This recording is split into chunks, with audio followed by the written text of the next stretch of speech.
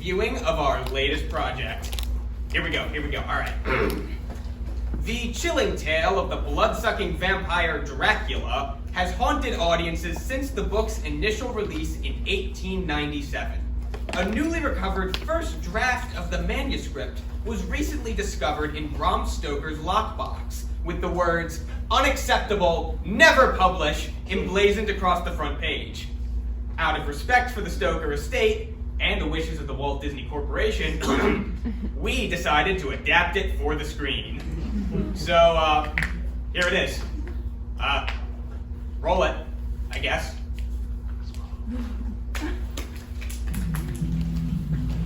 Dracula, as you've never seen him before. The sun has finally set. Time for my Totino's pizza roll. Igor, fire up the microwave. I'm going to nuke some Tinos. And solicitor Jonathan Harker has no idea what he's getting into. Come on, damn it, another Max Revive. Greetings, Mr. Harker. I am your host, Count Dracula. Would you like some Tinos? Totally. What my guest doesn't know is that I am going to drain his blood. Right after I drain this delicious cherry coke.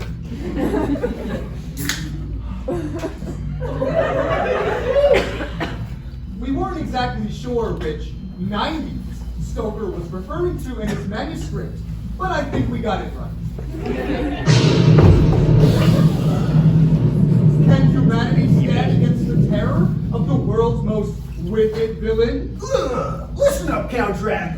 The way you've been terrorizing these Carpathian villagers is totally un-radical. Van Helsing, my infernal nemesis. From the darkest machinations of evil, I will not allow you to harsh my vibe! Have at the, bogus fiend. No! Sunny D! Oh, a complete part of a nutritious breakfast! The vitamin D is too strong! Marvel Studios presents M. Night Shyamalan's Bram Stoker's Dracula, in partnership with Levi's Jeans and Coca-Cola. Coming soon, Home Slice.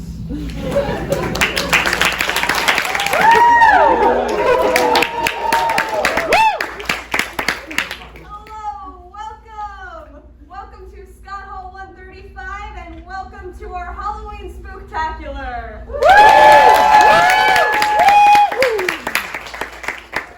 And I will be your host tonight.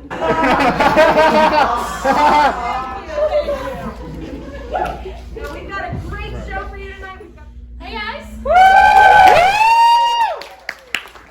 your first stand-up comic for tonight, so hello. So it's really great to be here for the Halloween show. And by great to be here, I mean I am glad I made it. Because, fun fact about me, I'm an RA, and I heard a boo. I didn't really think I needed a whole okay. But I just got off a shift at like 8 o'clock, so I had to really sprint from here. And I know it's Halloween weekend, but I didn't really have time to change out of my uniform. So none of you are asking, what's it like to be an RA? And I'm glad you asked. Because being an RA is kind of a really odd gig. Because you're an authority figure over a bunch of people that are younger than you, dumber than you, and somehow shorter than you.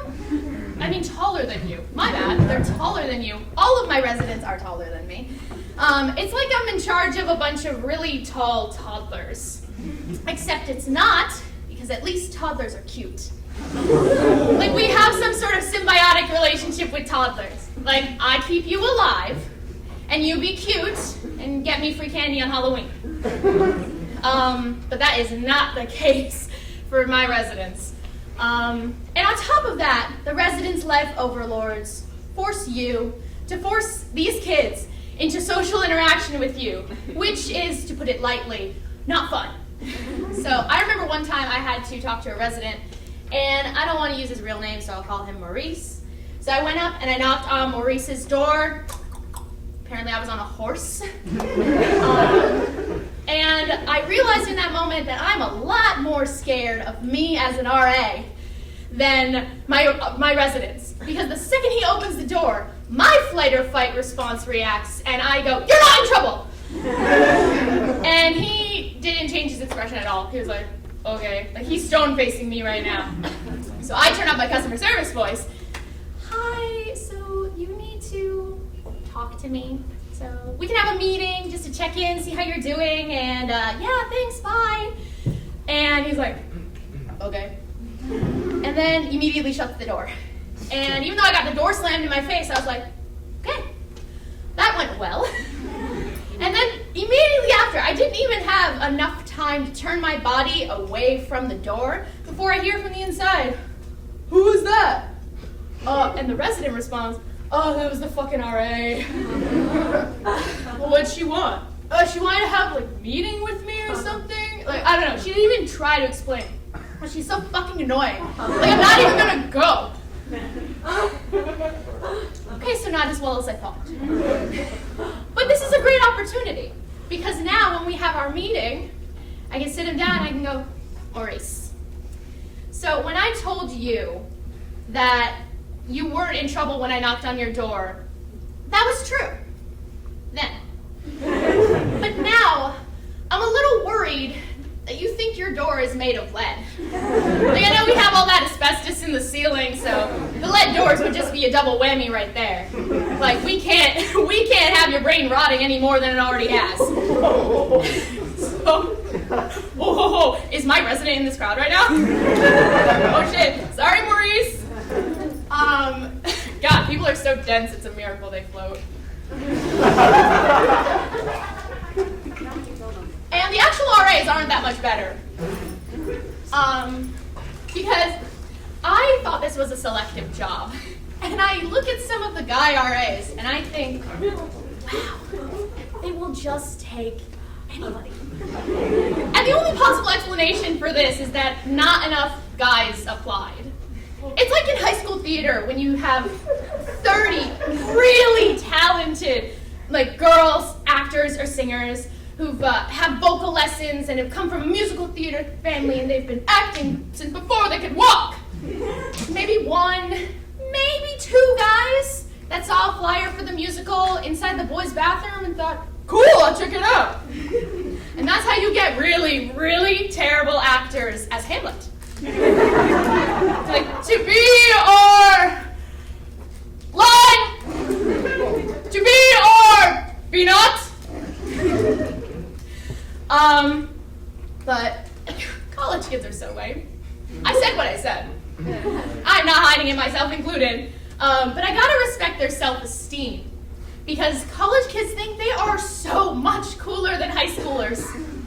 And some indisputable proof to the contrary, I refer you to the devious licks trend. Thank God some of you know what that is. For those of you who don't know, if you're with someone who doesn't know what it is, thank you so much for bringing your grandparents to the show. Like, we're really a theater group for all the ages. But if you don't know what the devious licks trend is, it's a really cute, fun way to say theft. And these kids are doing the utmost.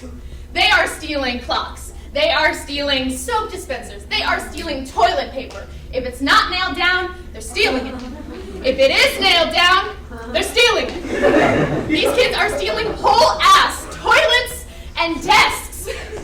And I really admire their ambition. On the other hand, do you know what college kids are stealing? Well, I'll tell you. One of my residents stole my push pin because I had a poster hanging outside my room that I hung up with a succulent-shaped push pin. I thought it was really cute. And they stole that. And that's push pin singular. They didn't even take the entire set. And to top it off, they had neatly placed the paper on the desk right by my door. No creases, no folds, mint condition. That's like robbing a bank for $1 and then filling out a customer satisfaction survey before you leave. But what can I say? So Halloween's coming up. Sorry, Halloween's here. Time management, not my forte. So it's the time of ghosts and ghouls and frat boys and zombies. You know, stuff that really strikes fear into your heart. And of course, haunted houses, which are just old houses. And people think it would be really fun to live in an old house. But they don't seem to realize that there are two different types of old houses. There's the first classic old house that you have that you only ever drive to in a storm, with the thunder booming and the lightning crashing dramatically behind this house while you're going up the windiest driveway in existence, that you think the architect looked at one of those curvy bendy straws and thought, yes! And then you walk up to this 13-foot tall door that opens before you even knock, like, and then who greets you? This old man who looks older than the house himself, with this like rough, gravelly, low voice. He's like, welcome. I've been expecting you. He's always expecting you.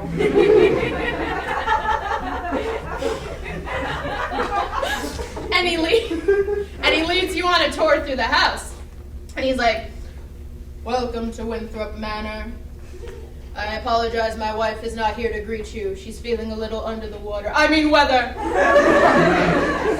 Her disappearance is still being investigated. We have 17 staircases, 45 windows, and 1/2 bath. Try not to get lost in the halls, as the secret passageways are currently down for maintenance. And try not to have to pee in the middle of the night, as the tortured souls of my ancestors are known to roam the halls. Breakfast is served promptly at 7 a.m. People think that's what living in an old house is like, and I'm here to solve the mystery. I'm here to solve the mystery that the walls in old houses don't creak because they are haunted. They creak because they are old. All old houses are like middle-aged dads sitting in like a really low chair, like, yeah, when you hear get out, it's just the walls creaking. And there's no ghosts in old houses. There's one thing that haunts old houses, and it's a state of matter. Liquids. There's leaky pipes. There's basements flooding. There's leaky roofs. You see that hole in the ceiling? That was a perk. That's your complimentary skylight. That was a perk when you bought the house. And it helps your house turn into a pool in those nice little rainstorms. And you get that for free. But what's the scariest thing now, scarier than all of that, is being back in person? Don't get me wrong, it's really fun to be back in person, but it's weird because you have to transition after a year of just like sitting in a dark room looking at a small rectangular light for like 23 hours a day. You have to transition into a perfectly non-awkward functioning member of society. And I think we each came away from this panoramic with our own little social ineptitudes. Me personally, I have no idea what an icebreaker is anymore. So now I think that an icebreaker is just to say the most outrageous, the most outlandish, shocking facts about myself, for shock value. As an RA, it really helps me, it really makes my residents feel comfortable and at ease. But I have two fun facts about myself. The first one is that I go by two different names. I have two different names. So my full name is Conchetta Jenny Vecchio. Sometimes I go by Conchetta, and sometimes I go by Jenny. And my second fun fact is that for the first 17 years of my existence, I had no social security number. Yes, I am dead serious. Yes, I am dead serious. I was born in Patterson, motherfucking New Jersey. Here my whole life. But that didn't actually bother me for like the first 17 years of my life. I thought it was like a cool little quirky fact about myself. Like I had 2 first names and 0 legal proof of my existence. But it all came to a head when I had to apply for college. Because you see, the thing about college is that they kind of want to make sure that you exist before they let you in. You don't want to have any of those empty seats. Unless, of course, you're paying full out-of-state tuition. Then you can, literally be a ghost. No questions asked. And when I told my friends that I had to get a social security number, because there's a lot of stuff that I can't do. I can't have a license or a passport. I was like, I need that stuff. So when I told my friends, they were kind of oddly bummed about it. They're like, oh, what do you mean? You're gonna go on the radar? You're giving up your chance to be a part of the CIA! Now, hold on a second. Because my status of being on the radar and my legal existence is not the only thing keeping me out of the CIA. Like, if I were part of the CIA, I would go home, I would go on the news and be like, oh my god, guys, guess what the government's doing? You'll never believe it! But when I found out how to get my social security number, I had to go to the social security office. And I was like, piece of cake. Because I imagined that I'd drive up to this large, colorful building, and it'd say social security number office. You know, so why not? And then I'd walk in, and the gilded doors would part for me, and I'd walk in, and someone would catch my eye from across the room, and they'd say, she's here! And then they'd be like, oh, shit! And they'd roll out the red carpet for me, and I'd walk down, and I'd look upon the face of a smiling bureaucrat with rosy cheeks, and I'd be like, hey, I exist. And he'd be like, oh, Miss Vicky Young, yes, of course. I'm so sorry, my deepest assuagements. Here is your social security number, and $1 million. Have a wonderful day. And he'd genuflect the entire time I'm leaving the room. It didn't go like that. In actuality, I walk up to this very square building, and I walk through into this very gray office. So gray it could be its own Crayola shade. Like, it's not, the gloominess is not captured. It needs its own, like, social security office gray. No one looks at me. I actually look around and they avert my eyes. Like, you're smiling in the social security office? Okay.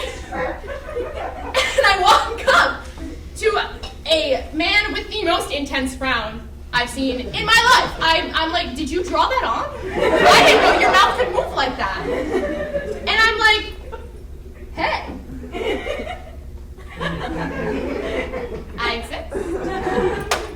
And again, stone facing me. He's like, expression does not change. Like, do you have your social security number? Oh, good sir, that's what I came for. That's why I'm here. And he's like, do you have any papers? As a matter of fact, I did. Because when you have to, prove you've been alive for 17 years, you have to come prepared for that. So I brought my birth certificate, and my mom was with me, and she brought her birth certificate, my dad's birth certificate, my sister's birth certificate, my brother's birth certificate, and their marriage license. Sure, throw that in there, why don't you? And I present all this information, and I was like, can I have a social security number now? And he said, no. We need your medical records from every year you've been alive. Okay? That's a little, all right, sure. That's my quest. I'll go on this challenge. And I grabbed those medical records, and I won't tell you who I had to kill to get them. And I come back. It's like, can I have my social security number now? He said, no. We need your school records from every year you've been in school. I was like, okay, no problem. I've been to school the entire time. This is good. I didn't skip or anything. And I go up to one of my schools, and apparently they had tossed all their school records in the river because they had no record that I was there. I was like, I went here, I'm sure. And I'm like, okay, who cares? It's 1 year. It's like elementary school. Who cares? And I go back, and the guy's like, we can't process this. We're missing a year. I'm like, are you fucking kidding me right now? As if, like, within that year, there was, like, a grand conspiracy to switch me out with, like, a toddler from France. Sure. So I give him my medical records. I give him my school records. I give him the birth certificates of every person who is close to me in my life. And I'm like, at this point, what do you want? My baptism certificate? I'm Jewish. Yeah. Wow, hi! And at that point, I actually didn't even realize, it's too hot for this shit. I didn't realize how many times that I had been to the Social Security office until I walk in. I don't even walk in at this point, I'm shuffling. Like, I'm as gray and gloomy as the entire Crayola Social Security office. And I walk in, and I sit down, and I look across. I got the same fucking guy every single time. And I'm like, yeah, sure. He looks like a Sean, so I'll call him Sean. So I sit down, and I look Sean in the eye. We're like, we have the same frown. And he says to me, hi, Jenny, how's the Social Security thing going? First of all, when were we on a first-name basis? And second of all, this is not a Starbucks. I should not be a regular here. And you should not know my order. But at the end of the day, with literally every single document that I could scrounge up and a few unnecessary trips to the Social Security office later, I finally got my Social Security number.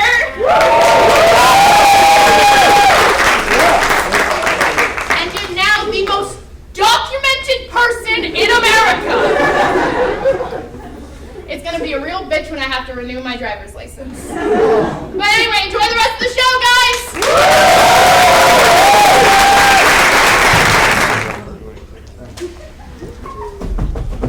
I'm back. Got caught in a horde of crawls outside the base, but I managed to get most of them. Darnell, you idiot! This is why I say always bring a partner for supply runs. You're gonna get yourself killed out there, I swear! I don't need no damn partner. I work best alone. If there's one thing I've learned in the apocalypse, everybody needs somebody at their back. Are you hearing me, son? Yeah, and I get shit done, don't I? Unlike that Bible thumper over here. Listen, just because I believe in the Lord's good word up above, and I don't want to mercilessly kill those poor souls, Darnell, I just... Oh my God, they ain't got no souls, Mary Beth Joe. Damn thick skulls, they need to be put down. Otherwise, they'll infiltrate our space, contaminate our waters. You don't know that, gosh darn it! What if they can be saved? How can we be sure these aren't perfectly natural beings? What do you think, Doc Miller? They're natural, all right. This is evolution in action. I've been trying to tell you all this since you rescued me from my lab, but our time at the top of the food pyramid is over. We are no longer the apex predators of this planet. They are. Doc. I don't give a flying squirrel if there's a damn apex, whatever the fuck you want to call that. We're at last dying breath. So you better start shaping up soon and going on supply runs instead of sitting here crunching all those damn numbers all day. Hey, listen, man. I wasn't built for fighting. I went to GW. I don't even know how to throw a punch. This is how I can help you all survive. Everybody stop your fighting. You're gonna wake up baby Henry.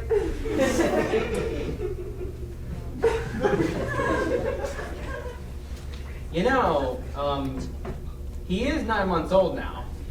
I think it's time we taught him how to fight for himself. No, Jack, I don't want. You know what? I'm giving him the Glock my daddy gave me for my birthday. God damn it, Jack. You are not teaching our baby how to shoot. Not until he knows how to talk, at least. You know what happened the last time we gave one of our youngins a gun too early. We had to leave Sophia behind because she got caught in a horde of crawlers. So don't pin this on me when it was your job to make sure she doesn't, I don't know, get caught by a fucking group of hoarders? Sure, make me out to be the bad guy, just like you always do. I can't even talk to you right now, Jim. Just leave me alone!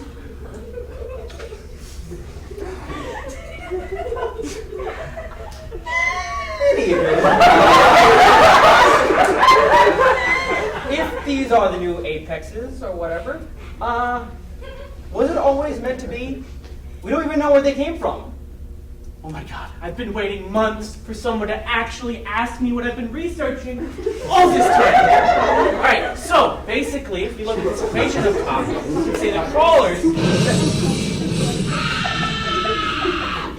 God damn it. So it turns out that horde I encountered outside the base must have been part of a larger horde, and that lady I found on the ground who I thought was dead is incidentally not dead and is outside. So shit! Gosh darn it, Darnell. That's another person we could have saved. That is the third soul I have had to pray for this week. Baruch atah Adonai.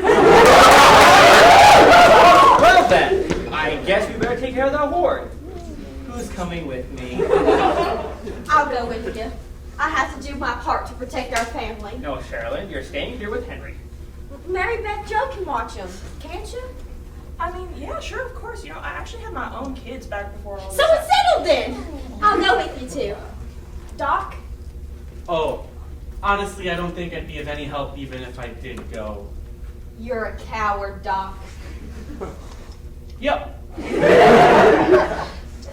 Look, there's something I have to tell you, in case I don't make it out of there. You see, when you were in that coma because of the ice cream parlor shootout, well, what happened was... You slept with Doc Miller. I know. You know? Yes, I've known. I've seen the way you two look at each other. But it was when you thought I was brain dead, and I knew it was over when I saw you again. But can we talk about this later? 'Cause, you know...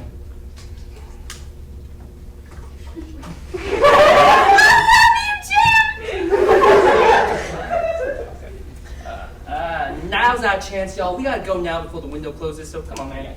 Come on, love stuff. Come on. Wait, Sherilyn. Did you tell him? Yeah. Thanks it stopped when he came back. But he's my husband, goddammit, I can't do this. But what if Henry is mine? Don't I get to deserve to know my own son? Oh. Yeah, I wasn't jacking around earlier. Now's our chance. Gotta go. Come on, come on. All right, come on. I know. Later on.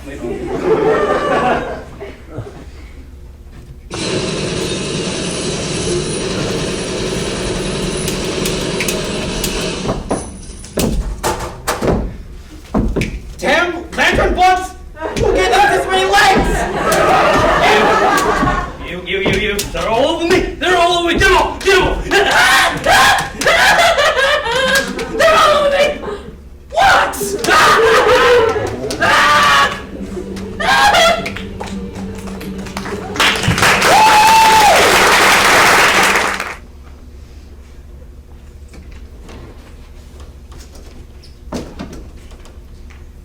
So I had a really good time tonight. Oh, me too. Twilight Dawn Breaking Part 2 was even better than Yeah. Can I come in? This is your house. Do what you want. Okay. So what you're saying is that if I were to come in, that would be okay with you? Yeah, of course. Oh yeah, cool. You're like really into Twilight, huh? Oh yeah, no, Twilight's the best. I mean, a lot of people think it's kind of weird, but you don't think it's weird, do you? It's a little weird. What? Oh yeah, good. Why don't you sit down? I'll make you a drink.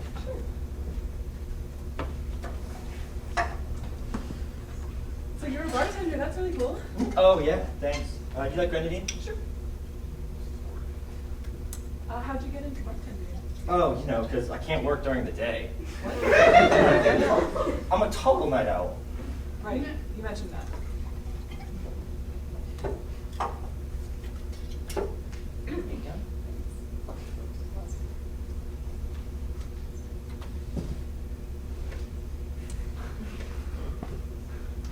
Are you sure you're okay? That steak is like really, really rare. Oh yeah, no, I'm fine. I just like my meat bloody.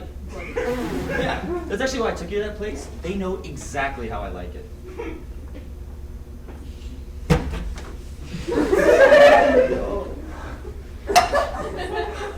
spot. Are you gonna finish that?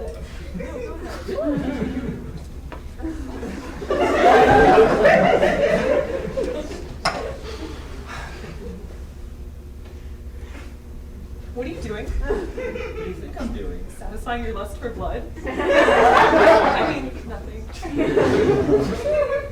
Okay. Well, you wanna come to my room? Are you really about to do this? Well.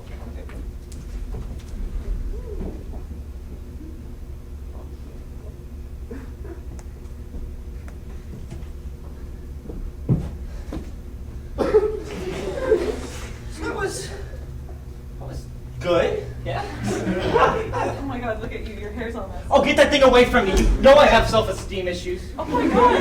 Okay, I have to ask you something. Shoot, are you a vampire? What? Me? No. What?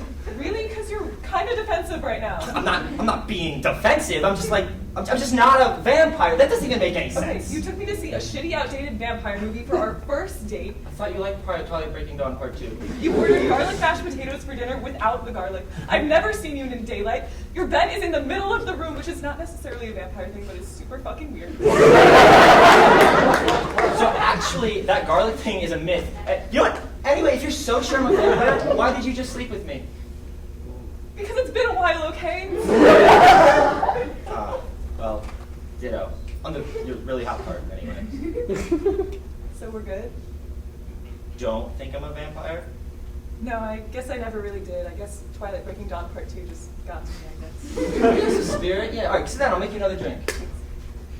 Maybe one that doesn't look so much like blood this time. Oh no, one non-bloody drink coming right up.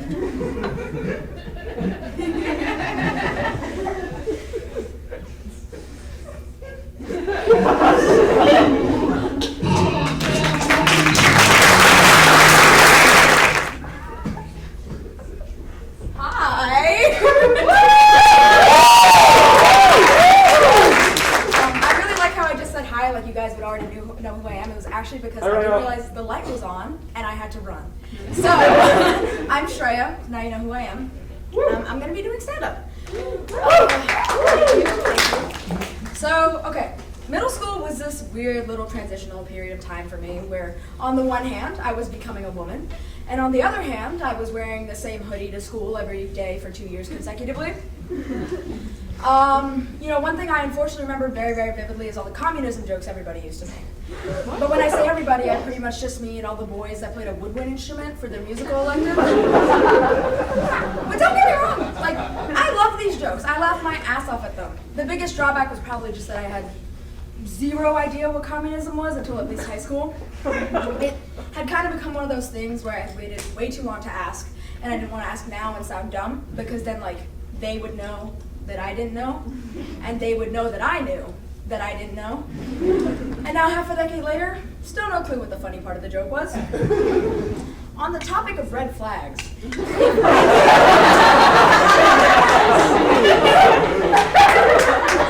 anybody ever comes up to you and tells you that they have a dark sense of humor, block and delete. Block and delete. Get the fuck out of there. If communism jokes are red flags, this is like the color of like bloody scarlet pomegranate juice, Taco Bell Diablo sauce, red flag. Get the fuck out of there. Middle school was also the last time I was ever forcibly made to watch America's Funniest Videos. And I say forcibly here, but my grudge is not unfounded, because right off of the bat, credibility in the toilet. Out of the words America's Funniest Videos, maybe 2 out of those 3 are applicable. America's and videos. To summarize the AFV, and I'm using the acronym here, so please bear with me. It wasn't funny, not like whatever I'm doing up here, which is obviously the funniest. So we did, however, have a very diverse array of settings, available to us, ranging all the way from blue-collar white people backyard to blue-collar white people barbecue. The videos really thought-provoking content. After watching clip after clip of obese individual or infant being violently mutilated, it really prompted the question, why the fuck is this on broadcast television? And you know what? Like I said, wasn't funny, but I feel like I'm being really critical about this, even with, peppering in the occasional white dad getting hit in the crotch with various sports paraphernalia. I feel like I'm being critical. So maybe this would work better if I could take you guys back with me. So let's hit rewind for a couple millennia to back when I was in the 5th grade. We'd have been sitting there in the auditorium. We would have watched some god-awful movie adaptation of a book that was typically an allegory for the Holocaust, and girls wouldn't have been listening in the first place. So we'd be sitting there doing our worksheets, getting our periods for the first time, digging around, wondering why we have to be born, waiting for lunchtime, the usual. But if the light refracted just right, and the chorus of pencils drawing hyper-realistic eyeballs on their papers, all lined up, and the teen angst and the body odor all hit your nostrils at just the right angle, one fated chosen one technologically competent teacher would cross the room to the front and open up a new tab on the projector. A hush would fall over the room. Nobody moved a motherfucking muscle. And with bated breath, we would watch as the typing would begin. https://www.your delete youtube.com. Enter. Never just the YOU for the autofill. That would be too simple. And the video would begin. Autoplay would be on simply because nobody knew how to turn it off. And we'd sit there watching the pain, the shame, the mutilation, and the tears. And we would cry laughing. Because, damn it, we were America and these were our funniest videos.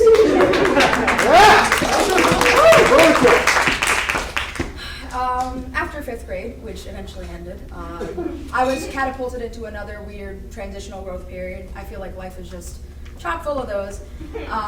But in this one particularly, someone once gave me some very good advice. Someone once said to me, Shreya, as you grow, you shed. I feel like America's Funniest Videos was one of these things that I got to shed. It was one of the lesser evils. Do you guys remember the pacer test? Yeah, you guys do remember the pacer test. I remember when everybody used to make those jokes. The first grand pacer test is a multi-stage aerobic contest. That was the only part of my bit I did not have to memorize. That was already in there. I feel like after joke worth of coping mechanisms, as a generation, as a culture, we have forgotten what a fucking trauma that shit was. And for those of you who don't know, the pacer test is basically just a test where we stand in the gym and we run until we can't. Do you guys remember what the air was like in the gym on those mornings? It was a cold tension. We would stand there in the locker room making nervous small talk. Maybe you'd hear a laugh or two. The fear was tangible. And with the pressure mounting and me no longer being able to take it, I would have to take a deep breath in, and I'd look over to my friend and I'd go, hey, Small Bean, ready to go? And then we would run until we either choked on our own blood or submitted to the cold linoleum. One thing I remember from the pacer test was that, group of people that would always drop out around 20-ish laps. And at the time, I remember looking down on them. I remember thinking they were some sort of inferior subspecies for not exerting themselves as much as I obviously was. But what the fuck was I doing? Falling into line? Passing out at 64 laps? I was a yes man. They were martyrs. I'm just glad that in college, that's not really a kind of a thing that I have to do anymore. They don't make us run until we collapse because as somebody who's being perceived like an adult, which is super weird, that's its own can of worms, I am treated with some more of a semblance of respect. And I feel like being an adult, being in college, you get all these weird, new, fun opportunities handed to you. This being one of them.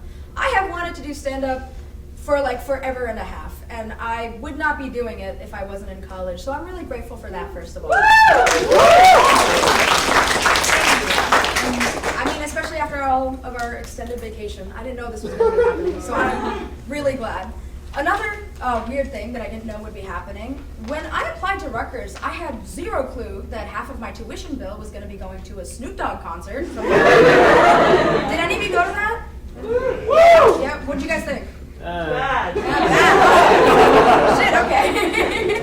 Well, I did go. I I went with my buddy, let's call him West. He's probably the only ex-boyfriend I can tolerate standing in the same room next to, which is really like a pleasant change of pace because like historically, that's not how it's gone.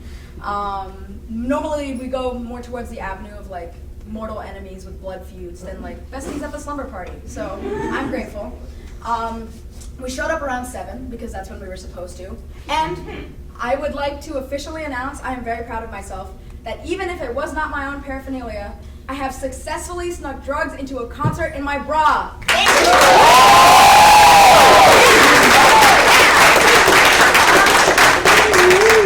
This is the American dream. This is why my parents came to this country. So we get in, and the concert actually doesn't end up starting for another 2 hours. I guess Snoop Dogg was busy.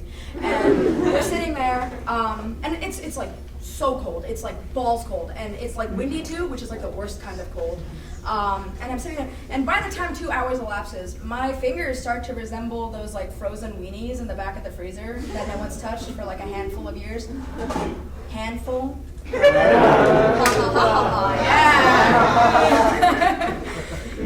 But you know, I wasn't upset by this because I was pretty preoccupied the whole time. Because for the majority of that time, I was sitting there just thinking about how fucking hilarious it would have been if Snoop Dogg had canceled last minute, and the Rutgers staff had to scramble together to figure out what an adequate replacement would be so that the Livingston Student Center didn't get hotboxed. And so they line up all their tech guys in the back. They're like, okay, everybody, get together. Like, standing in the line. They go, we need to figure out which one of you has the most swag.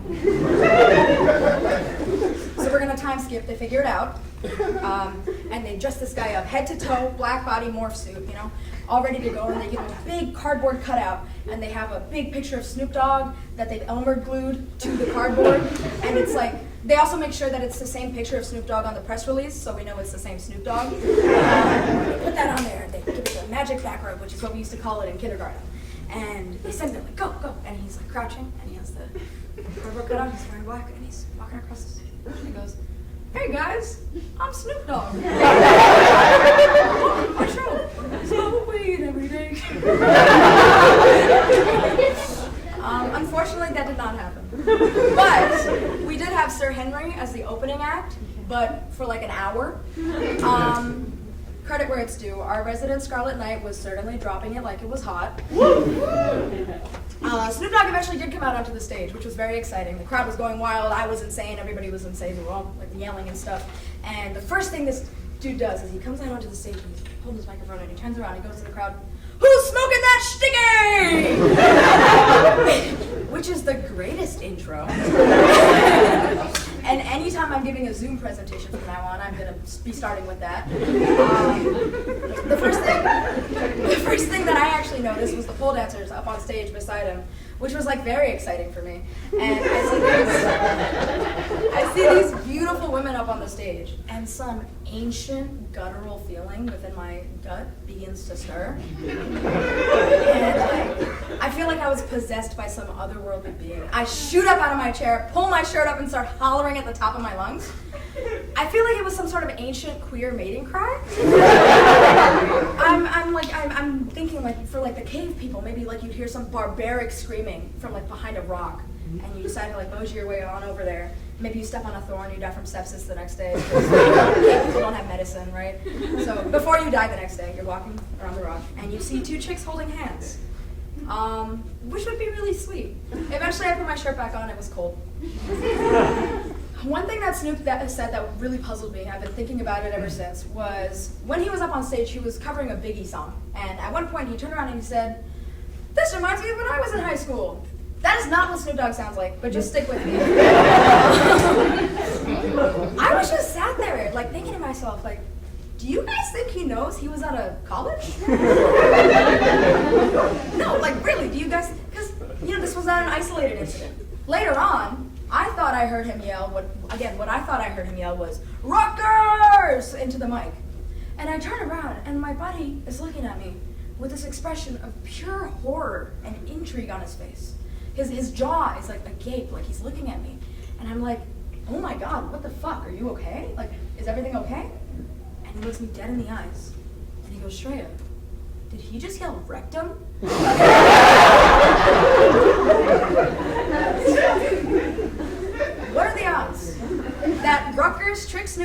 into coming and performing by telling him it was Rectum University? That's just free publicity, man. I don't know though. He could have yelled Rutgers. He could have yelled Rectum. He could have even yelled Red Scare for the woodwind players in the audience. But we're never going to know. Honestly, I had a great time at that concert for the most part. The only thing that was a real big drawback for me was there was this couple sitting next to us for the majority of the concert, and they were just up on each other like the whole time. And the chick was just like grinding on her man, like really shaking her caboose, her badam, if you will. And this dude was just standing there like.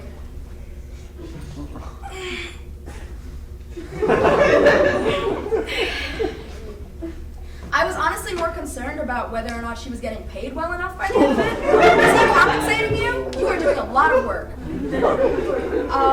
And of course, the big fucking babies that me and West are, we don't know how to act outside of our own homes. We're like pointing and laughing at one point, which is, you know, an appropriate thing to be doing. And, you know, this would have been absolutely fine.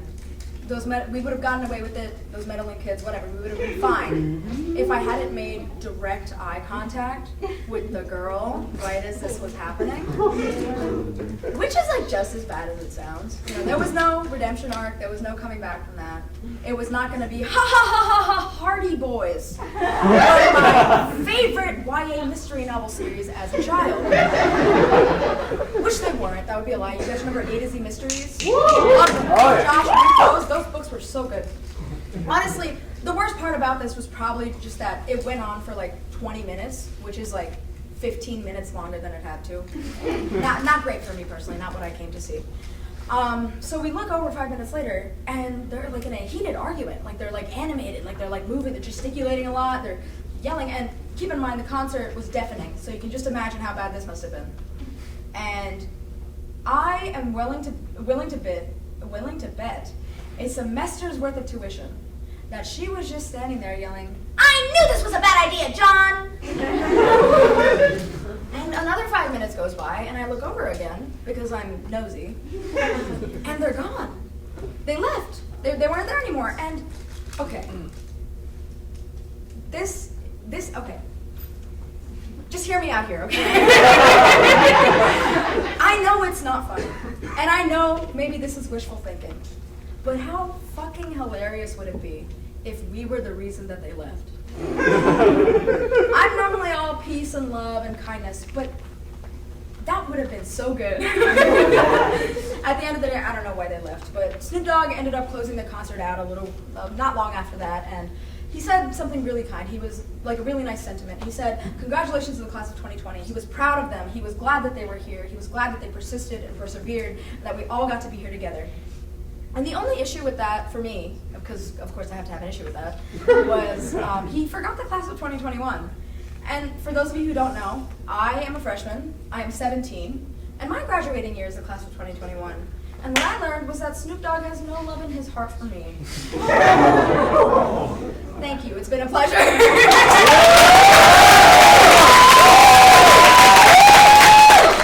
Oh, pleasures, it's Hall weekend, and you know what that means. This Saturday's all about tricks, chicks, and treats. Do y'all hear me? Sir, yes, sir. Love it. Of this year's recruits, y'all have made it through all of our initiation rituals. The Devo Dumpster Dive, the Haunting of Sweet Cheeks McGee, and our annual Bobbing for Butchered Booty. Since the seniors are in a cheery mood, we thought we'd end the rush season with our annual Halloween bash. Woo! Yeah! Well, what a turn of events! I just received word from my brother, O'Sullivan, that his little from study abroad will be joining us. Let's see, he'll be here in a minute, but his name is Nosfera. Yo, Mike, say that name for me. For sure, bro. His name is Nosferatu?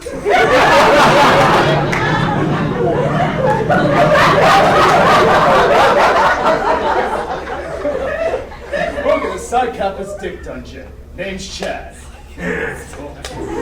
Nice. Europe has some stone cold hazing over there. This guy looks awful. Also looks really old, dude. Hey, newbie, how old are you? I am over 2,000 years. Sorry. I mean, I was born in the year 2000. Britney Spears and George Bush.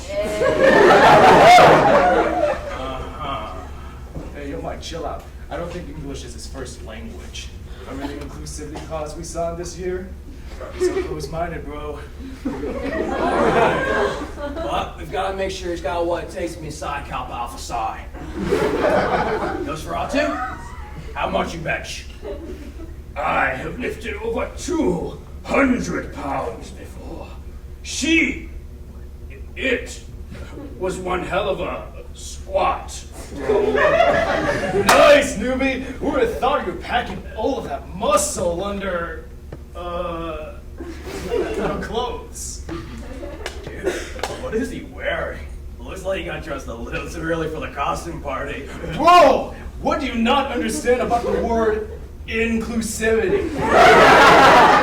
Maybe that's how he expresses his gender. Come on, man. You're a lot better than this. Whatever. I just want to make sure he's been fed like the rest of the guys. Let's play the drinking game. Yeah! We'll see if you can hang with our last initiation. Okay, recruits, in exchange for this totally sick Halloween bash, y'all be playing a gnarly drinking game we call Double Bloody Mary. Woo! Every hour, you have to take a shot of tequila with some blood in it. That's fresh O positive, baby. Got from this little girl doing a blood transfusion for her sick mom. Hey, I can't wait to go break a nurse one day. Proud of you, man. Thanks. All right, so who's up first? No. I'm good. No. Come on, it's a lot worse than it looks. Yeah. Whoa! Whoa! You got guts, Ratu! Holy shit! Dang. Love the dedication! This guy is nuts. No way we can let him in. He's mad dangerous. Whoa! Hold up, boys!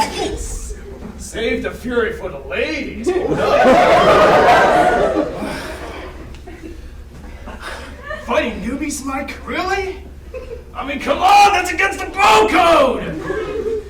That's it, man. You're off the senior committee. Ratu, love the dedication. You're shaping up to be Psi Kappa material. There really is someone like you around here. Thanks, dude. Just trying to be a team player. Yeah. All right, for the rest of y'all, it's party time. Go get ready. Probably get the box. Yeah, you guys are on bird alert tonight. Oh my god! Holy shit! Playboy bunnies in it. Remember, Playboy bunnies are in, witches are out. You into chicks, Ratu? Yes, very much. Love chicks. Love necks. Love you, brother Chad. Oh, love you too, dude. I feel like I've known you since the womb. You're like out of this world. I want to officially offer you a spot here at Psi Kappa Alpha Psi. Because you know what? I think you make a great addition. I accept. Sick! I think we're going to make the perfect pairing. Oh, whoa, slow down, buddy. I don't swing that way. I'm flattered, but you're barking up the wrong tree. I like you, Chad. And I like this place. You will be my servant. You and the other brothers. Together, we will make Psi Kappa Alpha Psi an empire like never before. Let us start our reign together, Chad. Let's stir this whole place up! Alpha Psi forever, Ferratu!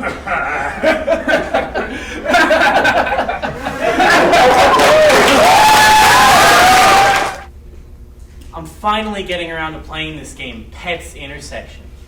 So lucky I ran into that mysterious guy in the basement of Murray Hall with the black hood, and he gave it to me for free. And he said, "Beware, Jack. Tonight, it's all over. And then he laughed. And he also disappeared into smoke. It was also 11:59 p.m., thunderstorming out, and the lights were flickering. All in all, a great find. Let's see if it lives up to the hype.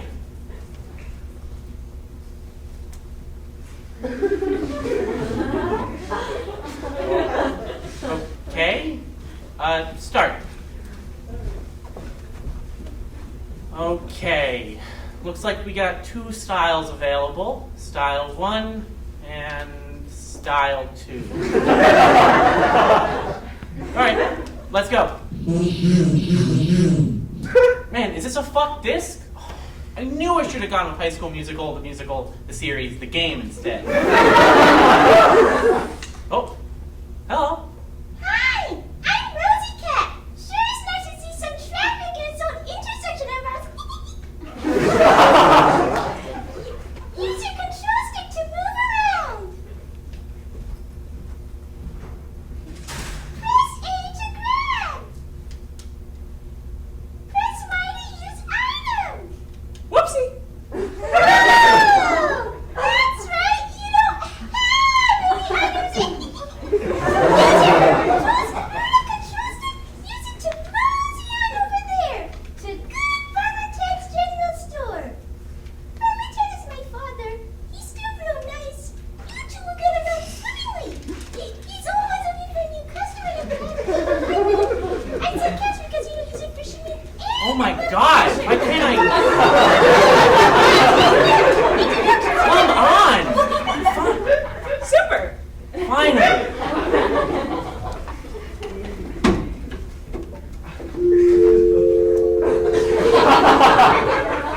We made it to the store!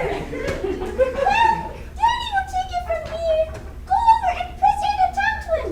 Be sure to get a good deal from him. And be careful no one's alone, okay? Okay,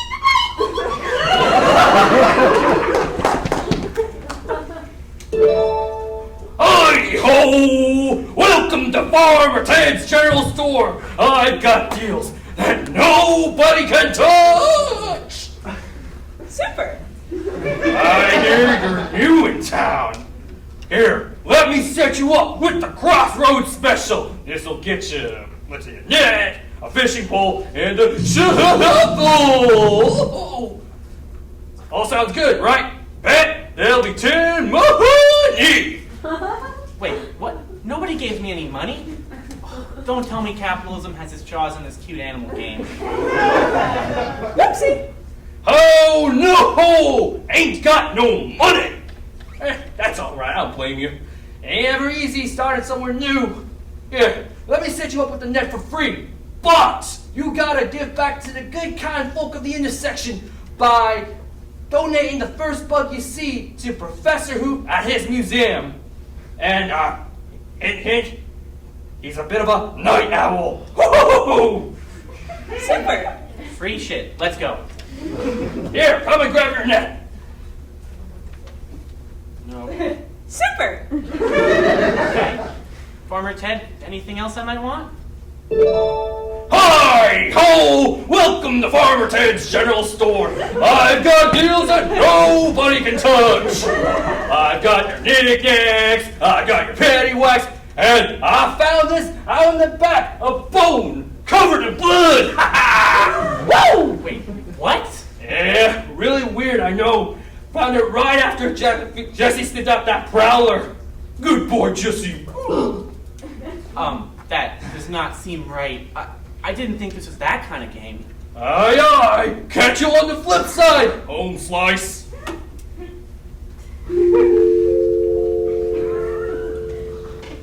Oh, okay. I guess I gotta find a bug. Oh, a bug. Cool. Super.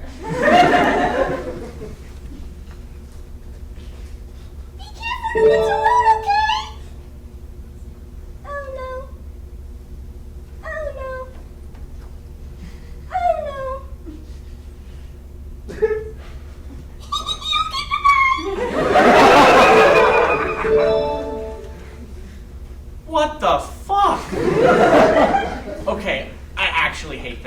I'm getting out of here. Let's go to the museum.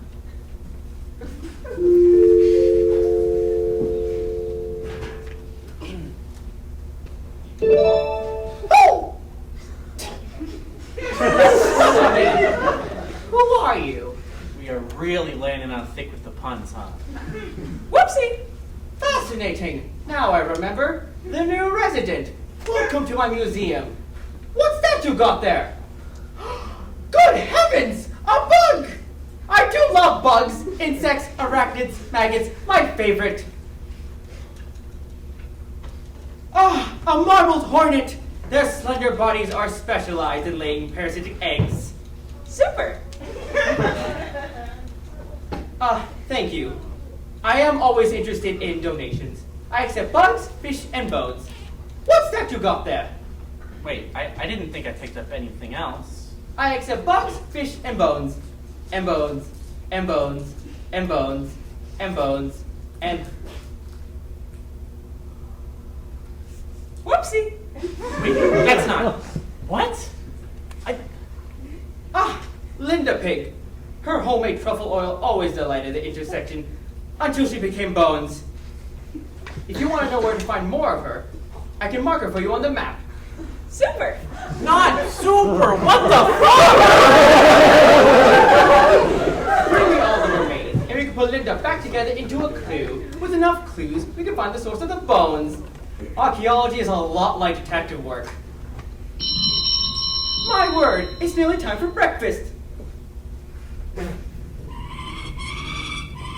Oh, Jesus!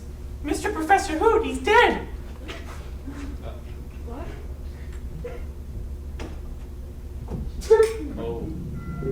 Oh, shit!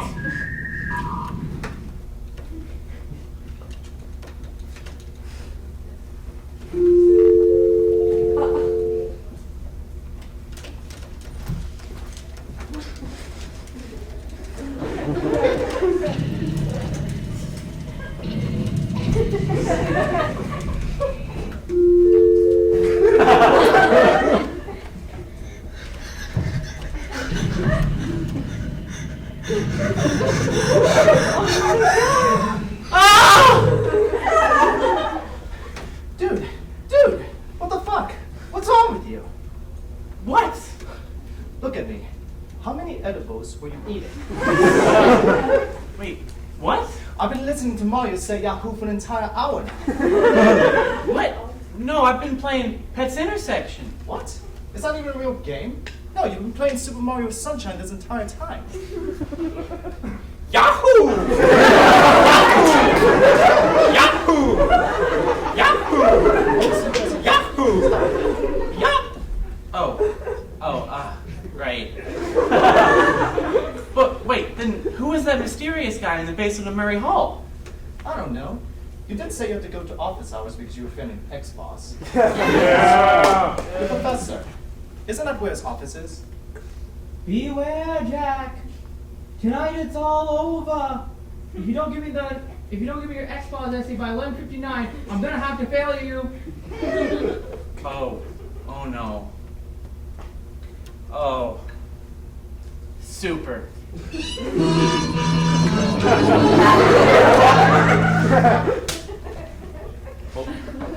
Mamma mia!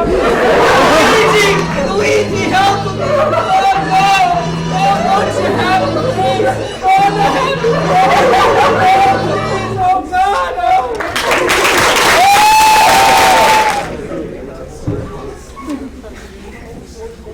Greetings, everyone. Welcome to this week's session of FGA, or Former Geeks Anonymous. Not to be confused with Families of Alcoholic Gamblers, which is meeting down the hall. Now, my name is First Ensign Shep. I apologize, everyone, for that embarrassing slip-up. I'm Gene. Hi, Gene. I'm a former surgeon, and I didn't start the original series until I was 15 years old. I didn't realize it was going to become an issue until 23 years later, when it began affecting my marriage. my silly little weekend sprees turned into a full-blown addiction. And that's when I started coming here. Then, I discovered Next Gen. And that's when my wife took the kids. My beautiful baby boys.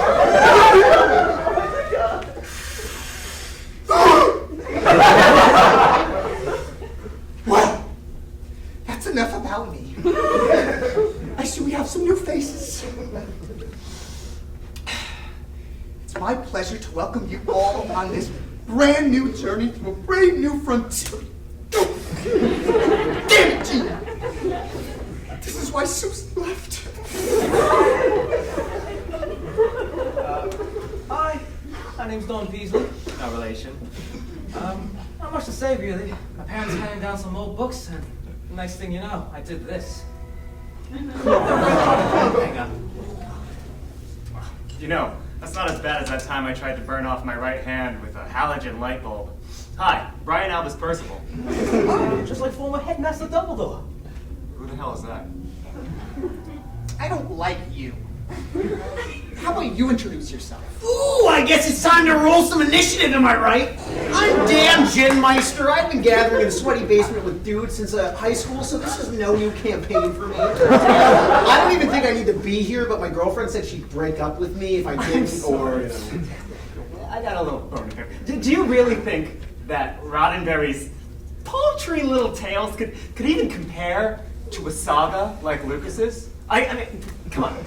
You make me want to do something I haven't done in a long time!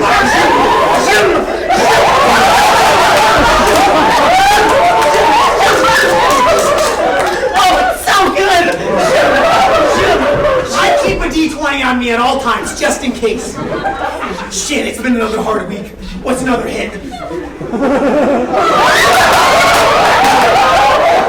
Oh, 17! Fuck, that's good!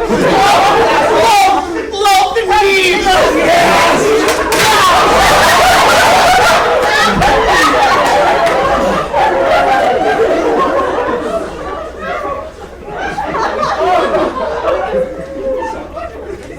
I got this.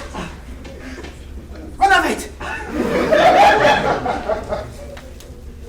Run of it! Oh, Lord, I just like this! Whoa! That's what I thought you fucking sweet. You know, you look about to be the same age as my two little boys.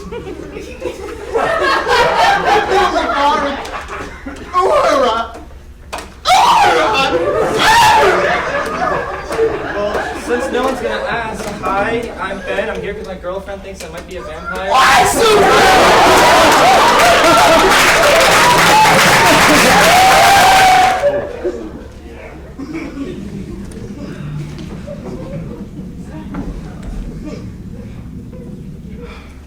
What am I doing? Where am I? What the fuck am I? Oh, Phil, I am positively delighted for Halloween.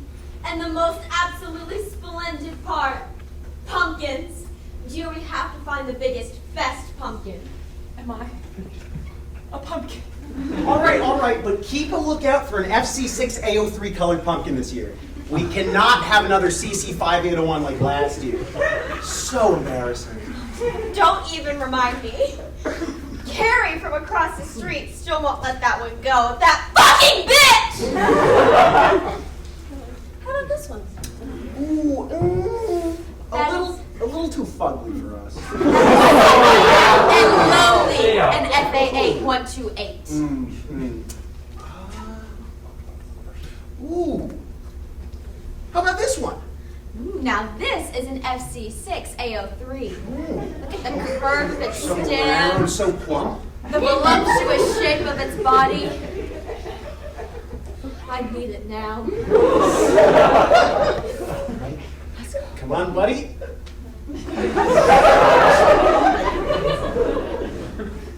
What the hell just happened? Where the hell are they taking Pumpkin? Oh my god, what if Pumpkin is next? I don't think Pumpkin could live without Pumpkin. God, I hope Pumpkin stays safe. safe.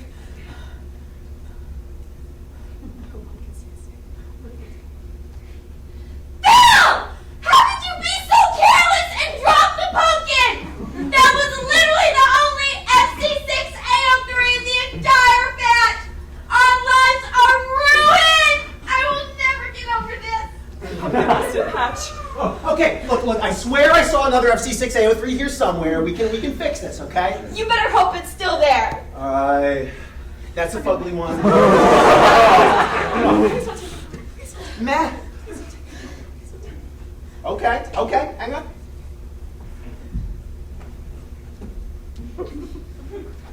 All right, so we may not have an FC6A03, but we have an FF7801, which in the right lighting can pass for an FC6A03. You know Crisis what? averted. You better hope it does. We're getting a divorce. Seriously this time. Pick it up, let's go. 99% I left the stove on. You're too pumpkin!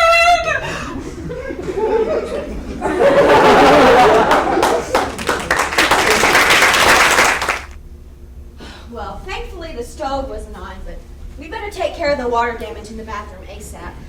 Yeah, honey, that's the 4th time this month you left the faucet on. Okay. Yeah. Do I fix that? Yeah, you do. Oh, God. At last, I've been unhanded.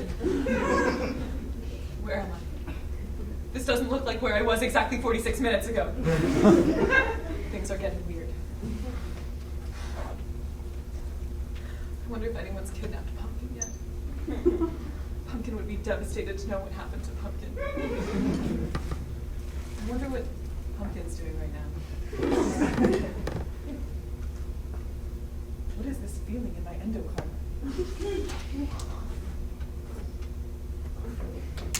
Oh, what is it? It's so good. Pumped up night with some good food.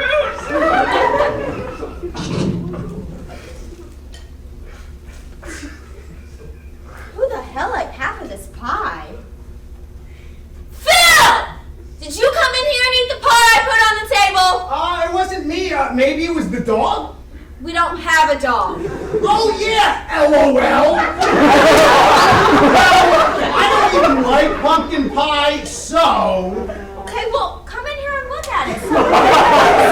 Half of it. Pretty weird bite marks, too. Huh. Weird.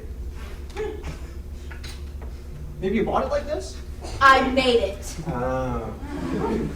Get your ass back in there and fix the bathroom. I have to polish the pumpkin. Oh my God, Pumpkin, I'm so sorry. How could I eat one of my own? Am I no better than the kidnapper since I have devoured one of my own?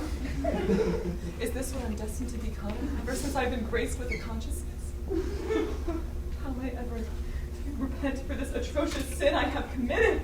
I must... Oh, little pumpkin, are you ready? Are you ready? Are you ready? Okay. Oh, who's my little shining beauty? You are. Yes, you are. Who's gonna make that bitch across the street jealous? You are. Yes, you are. Oh. Listen, pumpkin. Between you and me, I am so glad Phil dropped that other pumpkin. You're so much better. Mwah. Can't leave a smudge. Phil! I polished the pumpkin. Put it out tonight, okay? Okay, but can you come back and help? I think a pipe burst. I fucking hate that man.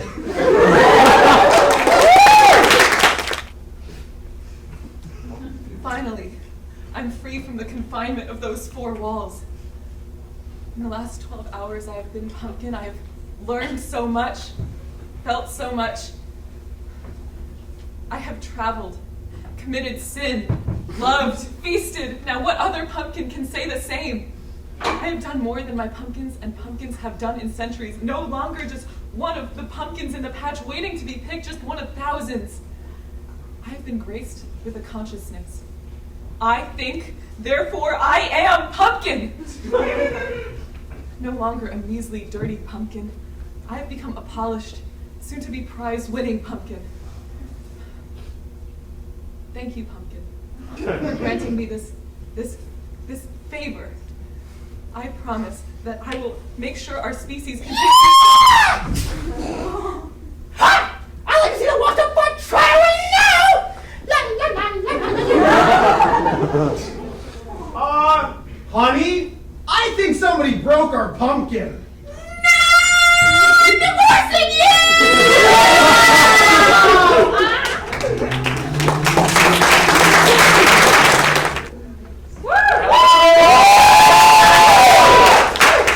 Hello, everybody. Thank you for coming out to see the Halloween show, and by consequence, me.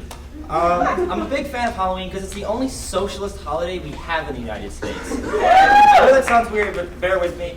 Picture this, you're 5 years old, and you just realized your mouth is fucking full of baby teeth. All right? Those things are a limited time deal. They're gonna fall out. You gotta put cavities in those while you can. Where are you gonna get the candy? You're 5. You don't have money. You don't have assets. You're not liquid. You know who does have money? Adults. They have paychecks, jobs. They can go to the bank alone. What if I told you that every year, every adult you know just buys tons of candy and they just give it out for free to every kid they see, and all you gotta do is dress up like a Power Ranger or something? That's awesome. Normally when adults lure kids to their house at night, make them dress up in costumes for candy, we call that grooming. But one day a year, I call it the largest redistribution of wealth in America.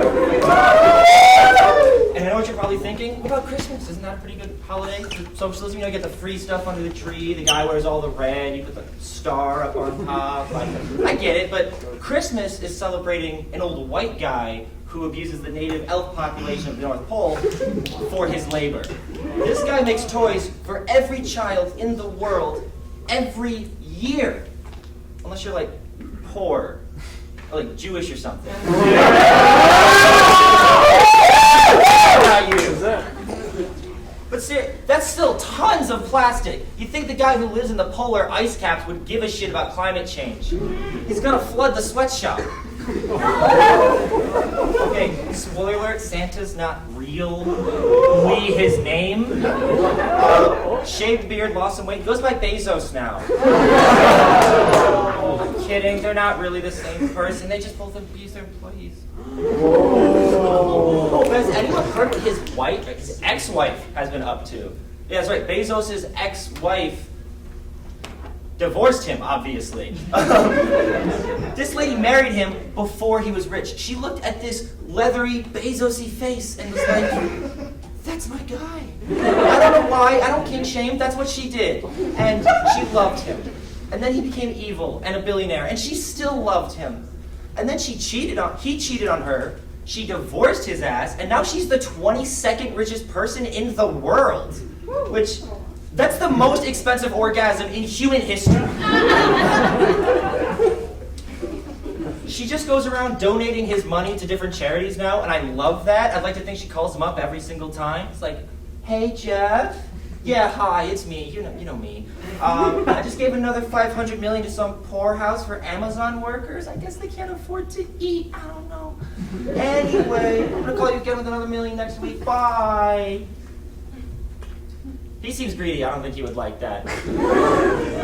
And now she's married to a school teacher in Seattle, and I just didn't realize that's how dire it was for teachers. They're out headhunting billionaire divorcees between grading their papers just to pay for their school supplies.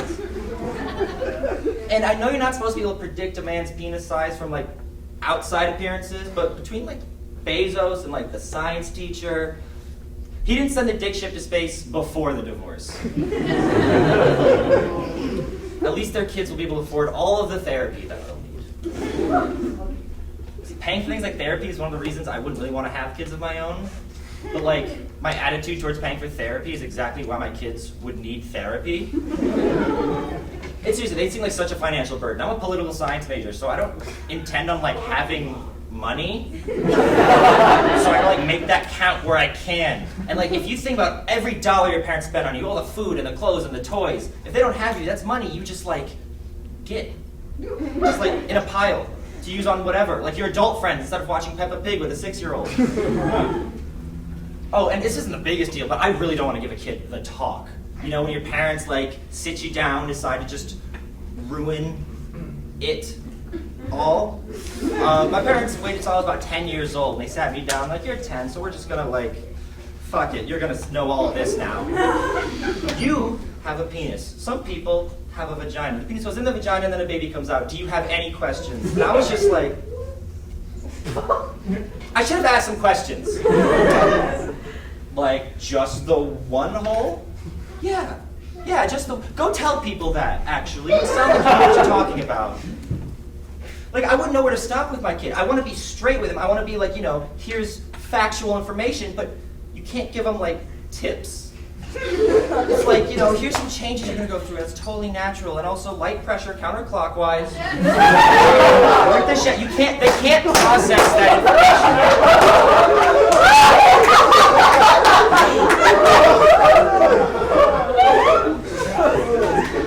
My parents chose to do it the morning before I went to 5th grade.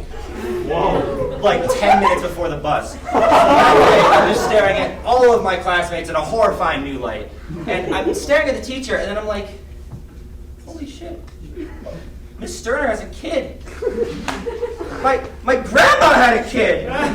You start connecting these dots, and the bright side is, when you throw up, because you realize that Granny got railed, you get to go home for the day.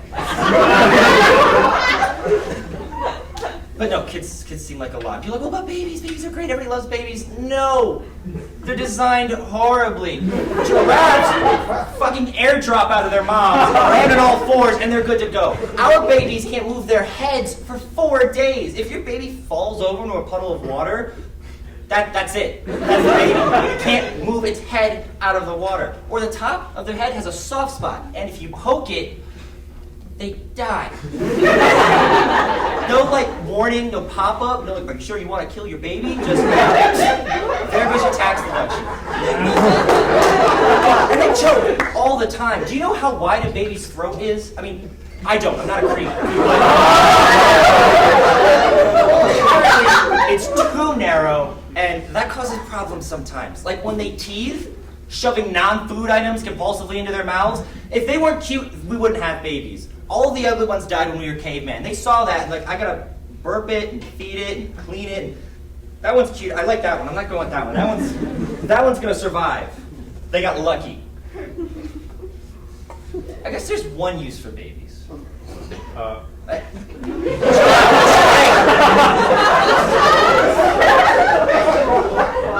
I was gonna say.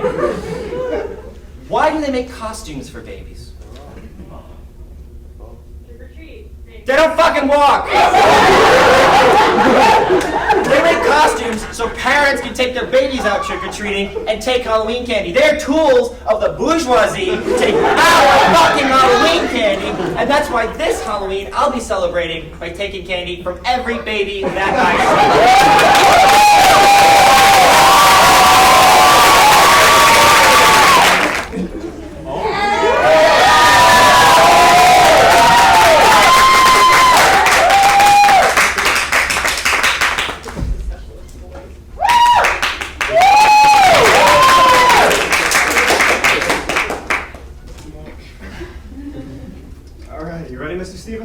I am always ready, but do not call me Mr. Stevens, for I go by Count Dracula! But give me a couple minutes, will ya? Yeah, whatever.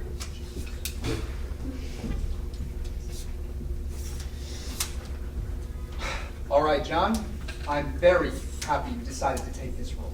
Walter, who do you think I am? Of course I will take an opportunity to play one of the greatest characters of all time, even if it is for the small screen. Yeah, John. I mean, Count Dracula.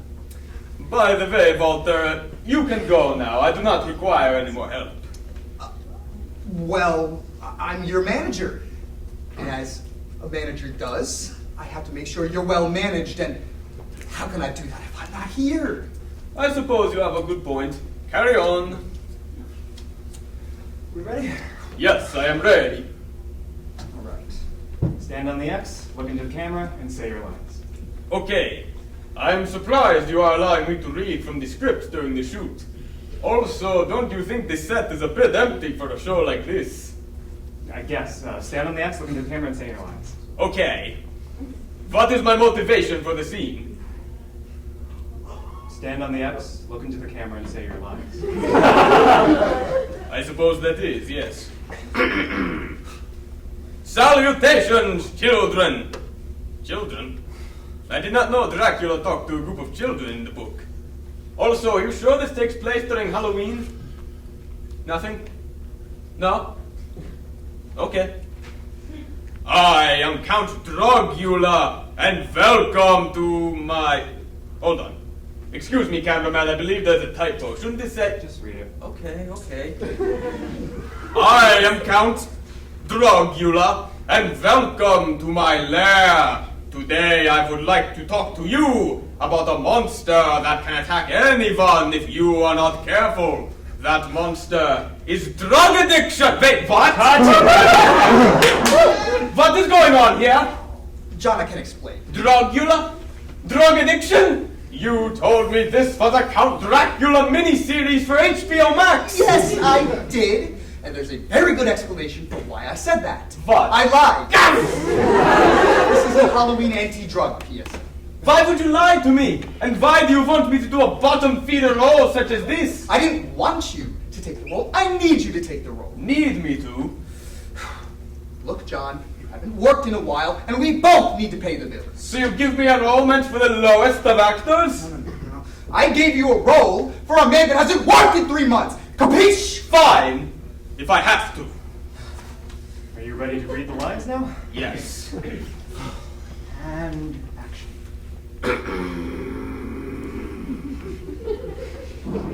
Salutations, children. I am Count Dracula, and welcome to my lair. Today I would like to talk to you about a monster that can attack anyone if you are not careful. That monster is drug addiction. Remember, kids, if you do drugs, there will be grave consequences. Drugs can lead you down a very spooky path in life. Would you stop pausing after every single line? Can you blame me? Just read it. Drug addiction can be a pain in the neck. The family is affected. And you could overdose and end up in a coffin. And I don't mean just for one night. Okay, that one just sucks. So we can get the shit over with? What else am I supposed to do? I have to perform a role that is leagues below my standards just to scrape for money. In no other situation would I do a PSA against drug use. I mean, why are we even spending so much time telling kids not to do drugs? They're not always that bad. I mean, hell, I do a line of coke before every performance. It helps me get through the shoots. We know, John. What? Who the hell are you? Come on out, Wanda. Honey? Girls? What are you doing here? John, your cocaine habit is a problem. Not just for you, but for your family. I think it's time to talk. What? I don't believe this.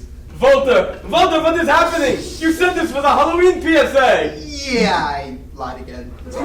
Jesus Christ! Is there anything else you've been lying about? Well, now that you mention it, yes. I'm not actually your manager. I'm a marriage counselor hired by your wife. What? How? You've been my manager for years. How could this be? Your manager quit months ago, John. Jesus, you didn't even notice. Well, if you're really a marriage counselor, then who really are you? I'm just the camera guy. Oh. Okay. John, this has gone on for long enough. Honey, why are you upset? Don't call me that, John. Not after everything you've made me and the girls go through. Wanda, you know I never let my little habit We are losing money because of your problem. I don't have a problem. I can stop whenever I want to. Mommy, I'm scared. Wendy, darling, everything... Don't talk to her. All right, well, looks like my Uber's here. I got a blast. Wanda, you're being ridiculous. You know I want nothing but the best for you and the girls. Then why won't you talk to us normally? What do you mean? You've been talking with this stupid Transylvanian accent ever since you got this role. What are you talking about? I'm not speaking with an accent. Oh God, am I? Who am I talking to right now? John or Drac? Answer me, who am I talking to? I don't know who I am anymore. Come on, girls, let's go home. Is Daddy coming home too?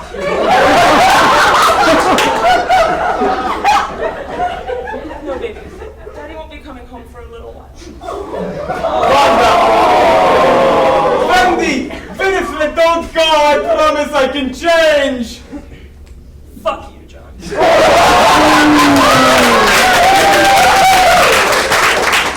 Ladies and gentlemen, addiction bites. Don't let your loved ones have drug addiction sucks the life out of you. Stay safe. Thanks for watching. Yeah. Halloween.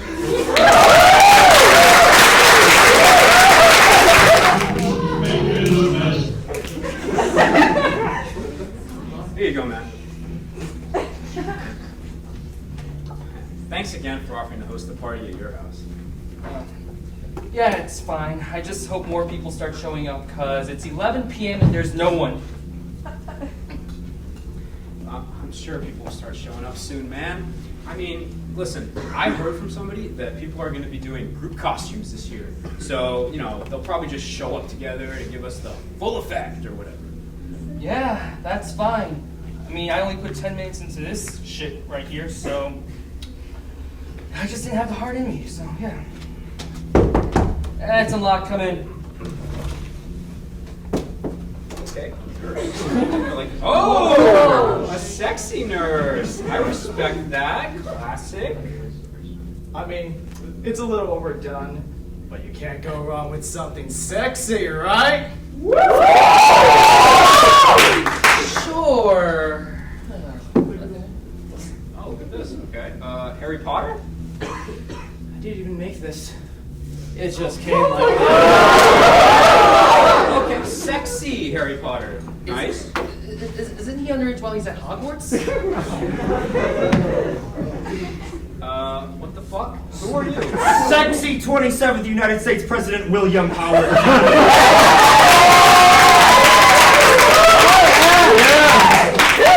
Did you also know I'm the only president to also be a Supreme Court justice? No, why the fuck would that? That's not all. Oh no! Now I'm sexy stuck in my bathtub! I'm gonna need help getting out! What are you doing, Vice President James S. Sherman?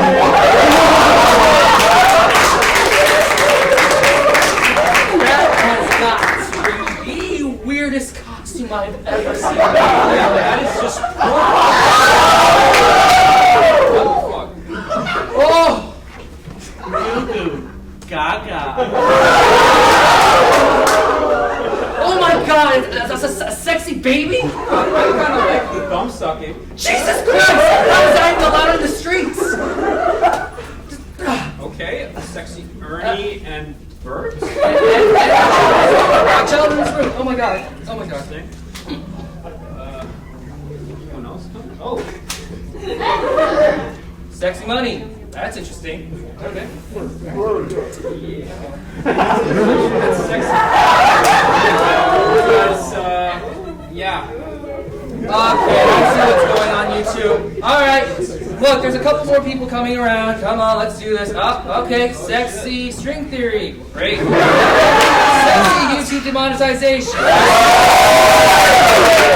Sexy Jonathan Holloway. What the fuck? Sexy.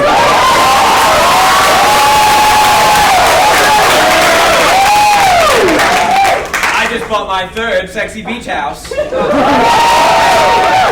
what money? My tuition? Your sexy tuition. You're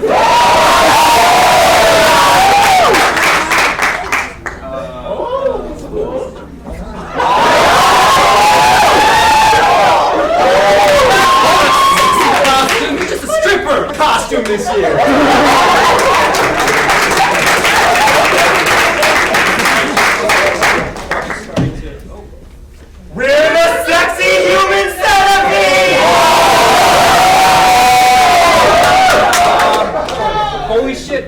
Come on in. I think I left my phone in the back.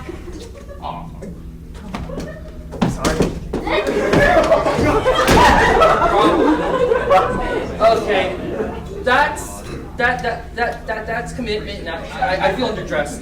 Hey, I like your costume, man. Thanks. Noise complaint! Open up! Oh shit! We were quiet. We were quiet. There's probably just gonna tell us stuff. You're under arrest for being too sexy.